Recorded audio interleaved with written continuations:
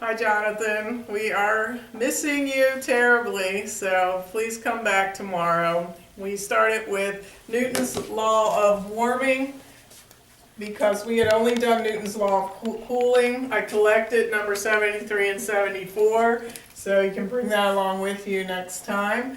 And we added to our information, we did not develop it, we just added this equation for when an object is already below room temperature, like a glass of iced tea, and it's going to rise to the ambient temperature. The equation is slightly different. You'll see its difference is the sign of this term here. So if you would add that to your notes, we would be all set to move on to the next topic. We're still in differential equations, and they'll be separable again today. And we're just going to develop another scenario. We've done exponential growth and decay, like population and radioactive decay are examples we looked at. And we've done the cooling, warming stuff. So we're going to look at a third one, and these are still separable differential equations. I took a whole course in differential equations, and they covered these in maybe the first 10 minutes. The rest of the year, in college, it's half of a year. The rest of the semester was all these kinds that you can solve all these different ways. So I'll show you one of those tomorrow, and it will not be separable.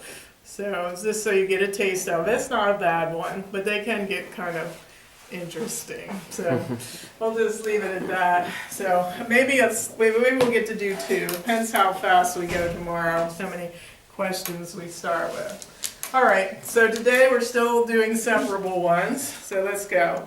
Anyone look at the clock when we started? Time in. Oh, that's awesome. All right, onward. All right, what I want to talk about then is actually has a name. So the name I will reveal in a minute. So save a spot at the top of your notes for the name of this differential equation. So we're going to have some kind of name for today, differential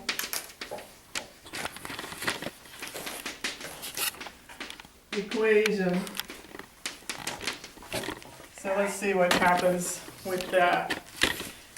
We're going to look again at the exponential growth population, especially looking at the population. It follows other kinds of scenarios, but population starts at some amount and times 0, and then it increases, and then it increases quickly. So that is what we were looking at back in this scenario. So the population increased like that, and that's a reflection of that equation. It looks like this. It's an exponential growth, we'll call it. But there was a man named Thomas Malthus that said population couldn't possibly go like that forever. So do you have any ideas like why population, say, of this planet could not go like this forever? Why, Aaron? Like food source or sickness. Right. We've got limiting factors, like we have to have so much water, food, shelter. There could be disease, just lots of things.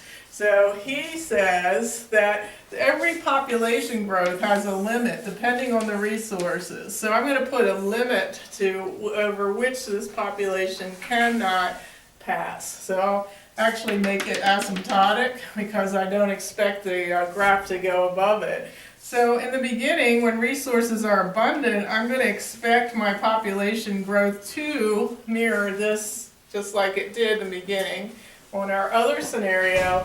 But as it approaches this, it's got to bend and go like that. So that's Thomas Malthus's theory, and I guess I'm not sure why we can't know this is fact, because he called it a theory. So some people are in his camp and some people aren't, but it makes sense to me because there isn't enough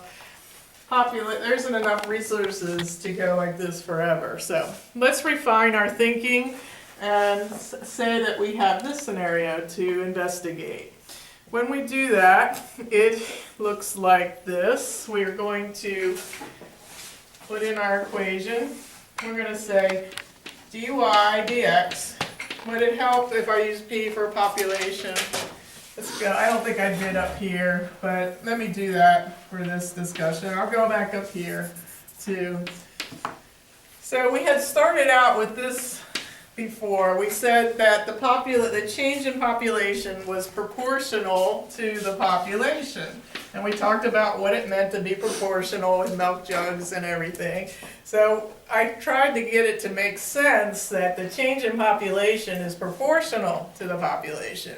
The more population you have, the more people are having babies, and the change of population gets quicker and quicker. So that made sense, hopefully, to you. So that was our old idea, but we're going to have to add something. We're going to have to multiply or add something to this equation that will cause this to happen. So what I'm thinking of, in the beginning, when population is low, or time is low, so this is time on this axis. When time is low, the old equation works. So I'm going to look to put something in there, in that bracket. I want you to try to think of what it would be. So if I want some expression in here so that it will equal 1 when the population is way smaller than L. So that happens in the beginning. And I'll move that out of the way here. So try to think of an expression. It's going to that expression is going to have like L's in it and P's in it, and maybe some numbers. So I want some expression that when P is small, that means when we're down here, population is small, it's going to act just like it did before. And remember before it was, here's what it was before. Before we developed the differential equation, we started with that. So we want this to equal 1 when population is way smaller than L. But when it gets closer to L, what do we want this to be? What is happening to population when we're up here? What kind of change in population? Brendan, here, down here when there was little population, we wanted it to act just like it did back here. But now, when we get up to here, where population is getting close to L, what kind of growth are you seeing here? It's steadies out. Right, which is zero. What kind of growth? 0, all right. So 0, we want this expression to be 0 or near 0, when population is closer to L. So that's what's going on in our crazy thoughts about this problem. And we're wondering what kind of expression could we put in there that acts like this. So try to come up with one. Take P's and L's and numbers and add them, subtract them, multiply them, divide them. Can you think of any expression that does that? It's not too bad of an expression. How many minutes are we going? 8 Okay, we're and good. 30 We're good. seconds. We're good. Can you think of an expression that works? Morgan, anything? I'm nervous it's gonna be like E or something. E, no E. Oh. P, L's, and a number. Anything? Would it be like 1 minus P over L or Let's something like try it. Let's try it. That's what I do. I do that. I just say, well, I'm going to throw something in and try it. All right, let's see. When P is smaller than L, so when P is just tiny compared to L, this expression is near 0. And so we do get the 1. But does it work this way? This time, when P is closer to L, this approaches 1. And we get 1 minus 1. Very good. All right. All right, so that is the expression Yay. that we're looking for. Johnny, how does it feel to get it right? Normal. Great. Normal. Who said that?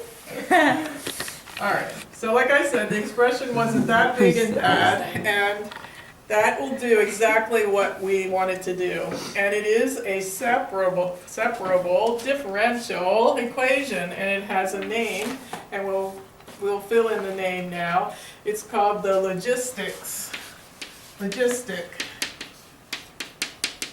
logistic differential equation, and it follows this. You want to stop? Should I Yeah, 10 is Okay. good. 10 is good. All right, we're going to start